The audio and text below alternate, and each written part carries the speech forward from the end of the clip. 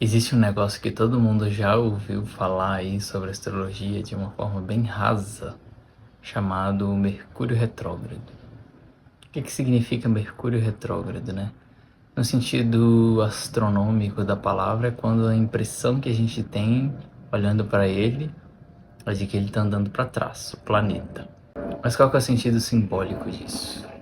Todo planeta que se encontra retrógrado é momento de revisão dos temas que aquele planeta simboliza.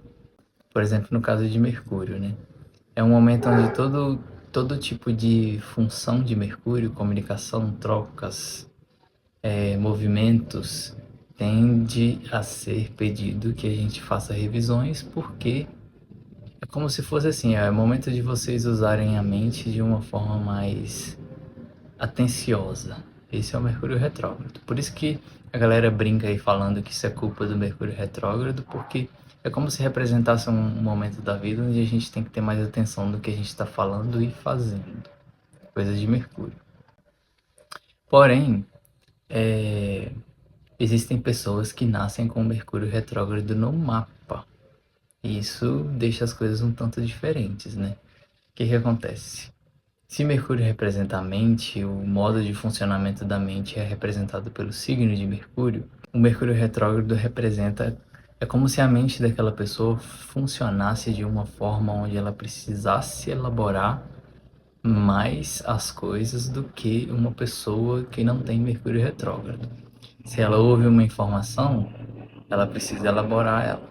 Ela precisa entender o que aquela informação quer dizer antes de chegar numa conclusão. É como se fosse uma mente que precisasse de mais critério, mais revisão, sabe? Não quer dizer que seja ruim, pelo contrário. A pessoa pode ser daquelas que pensam muito mais antes de falar. Isso não é, pode ser considerado ruim, né? É como se essa pessoa tivesse alguns ideais passados, sabe? No sentido de ela pensa de determinada forma, mas não necessariamente ela sabe explicar por que ela pensa dessa forma. Como se já existisse um sistema mental nela já de princípio, sabe, já instalado.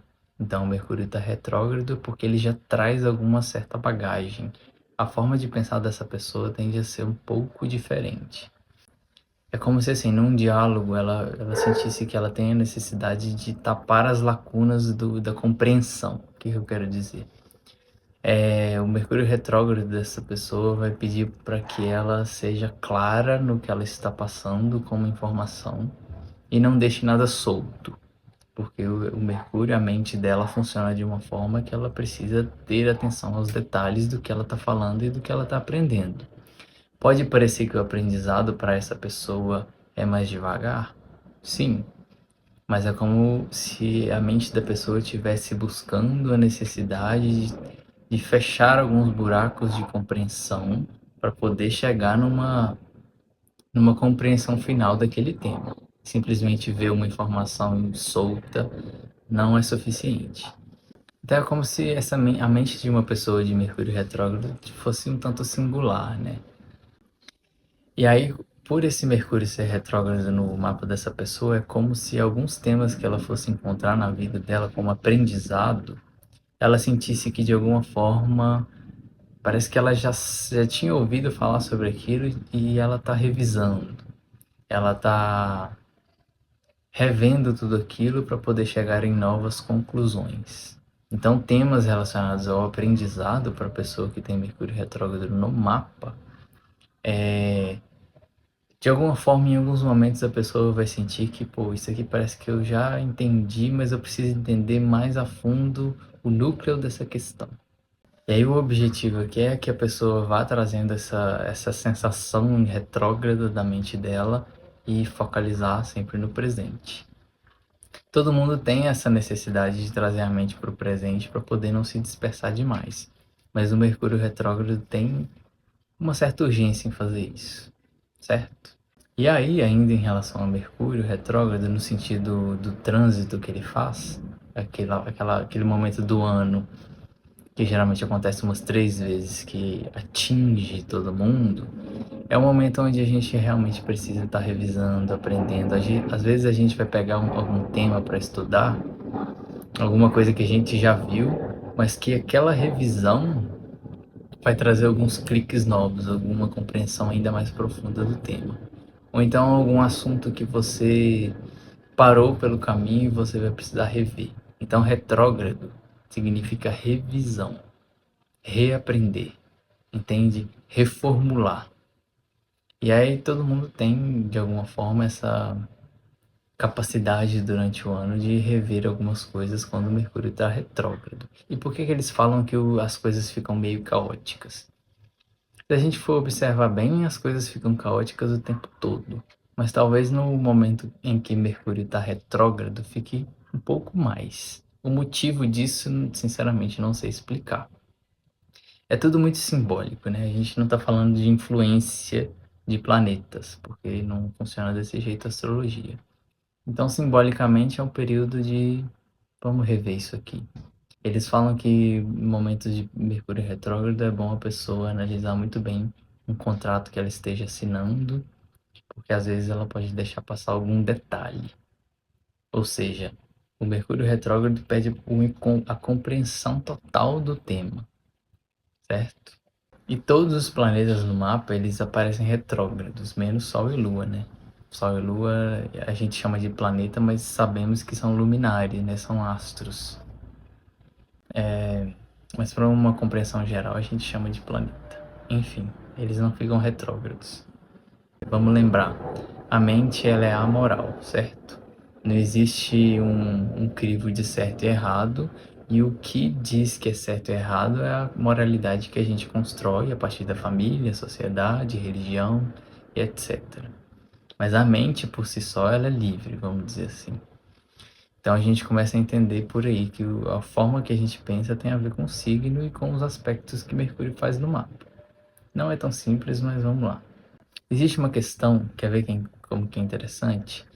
Que, vamos supor, uma pessoa é Mercúrio em signo de água e a outra pessoa é Mercúrio em signo de fogo. E essas duas pessoas começam a se relacionar. Às vezes a forma de comunicar entre elas pode não parecer que não está se encaixando, sabe?